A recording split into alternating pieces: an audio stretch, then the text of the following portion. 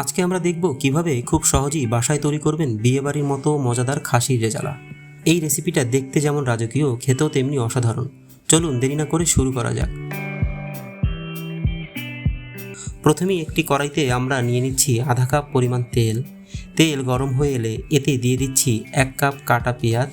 পেঁয়াজগুলোকে হালকাভাবে ভেজে নিচ্ছি যেন সোনালি রং হয়ে আসে, তবে একেবারে বেরেস্তা করব না। পেঁয়াজ যখন হালকা সোনালি হবে তখন এতে দিয়ে দিচ্ছি একটা তেজপাতা, 4টা এলাচ, 4টা লবঙ্গ, একটা বড় এলাচ আর কয়েক টুকরো দারুচিনি। সব মশলা দিয়ে পেঁয়াজটা আর একটু ভেজে নিচ্ছি যেন সুন্দর একটা ঘ্রাণ আসে।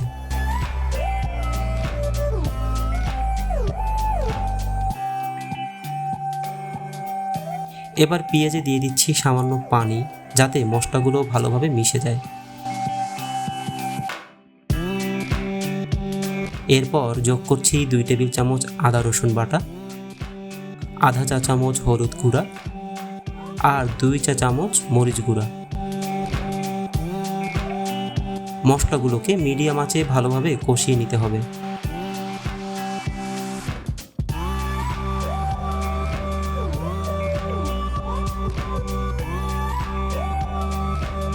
মশলা কষানো হয়ে গেলে এবার এতে দিয়ে দিচ্ছি 500 গ্রাম খাসির মাংস। সাথে নিজের স্বাদ অনুযায়ী লবণ দিয়ে মাংসটাকে ভালো করে মশলার সাথে মিশিয়ে কষিয়ে নিচ্ছি।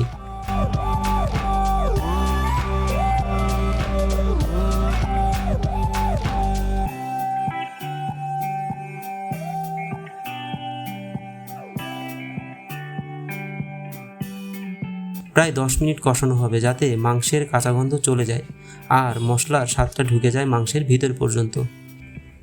এবার মাংসে দিয়ে দিচ্ছি আধা চা চামচ করে ধনিয়া গুঁড়া, জিরা গুঁড়া আর গরম মশলা গুঁড়া। সব উপকরণ ভালোভাবে মিশিয়ে নেড়ে নিচ্ছি।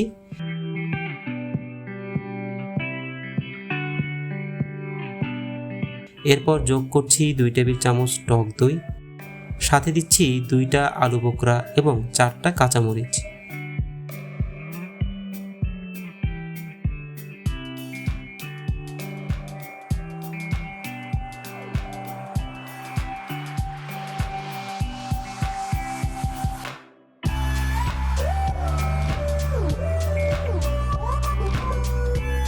এবার দিয়ে দিচ্ছি 2 কাপ পরিমাণ গরম পানি।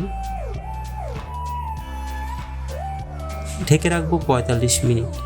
মিডিয়াম আঁচে রান্না হবে যাতে মাংস ভালোভাবে সিদ্ধ হয়। 45 মিনিট পর ঢাকনা তুললাম, কিন্তু দেখতে পাচ্ছেন ঝোল এখন একটু পাতলা। তাই এবার আঁচ একটু বাড়িয়ে রেজালাটাকে হালকা ভুনা করে নেব যাতে ঘন ঘন ঝোল তৈরি হয়।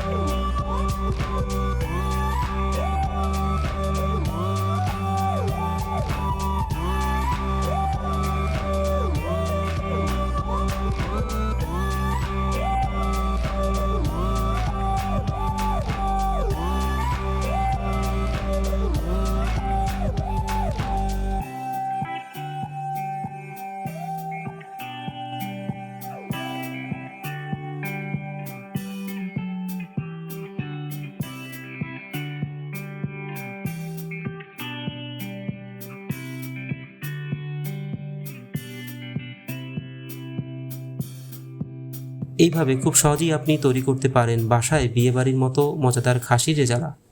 এই রেসিপিটি খেয়ে আপনার পরিবার ও আত্মীয়রা মুগ্ধ না হয়ে পারবেই না।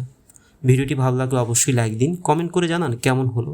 আর এমন আরও দারুণ রেসিপি পেতে আমাদের চ্যানেলটি সাবস্ক্রাইব করতে ভুলবেন না। ধন্যবাদ।